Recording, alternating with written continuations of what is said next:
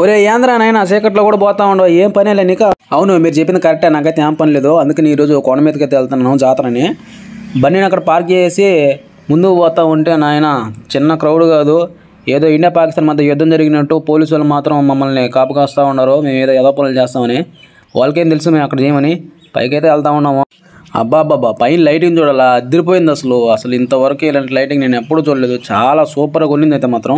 సరే అయితే ఎలాగైతే వచ్చాము, మనం వచ్చిన వెంటనే ఫస్ట్ చేసే పని ఏంటంటే దేవుడు దర్శనం చేసుకోవాలి. అందుకనే భక్తి ఎక్కువ అయిపోయి మెట్లు ఎక్కుతా దారిలో పోతా కూడా కామ్గా అయితే పోను, వాగతానే ఉంటా, ఎవడో కూడా కనిపిస్తూ ఉంటాడు, కూడా వాడుతా పోతూ ఉంటాను. మొత్తానికైతే లోపల చూసి అబ్బా ఇక్కడ కూడా క్రౌడే నాయన, తిరిగేదానికి కూడా సందులు లేనంటున్నారు. చూడండి క్రౌడు నాయన. ఈరోజు అయితే పాట కచేరీ ఉందంట, దేవుడి భక్తి నిండిపోవాలి ఈరోజంతా. నీకు ఆ దేవుడి భక్తికి అసలు సంబంధమే లేదనుకున్నారా? ఎస్ కరెక్ట్, నేను వచ్చింది అందుకు కాదు.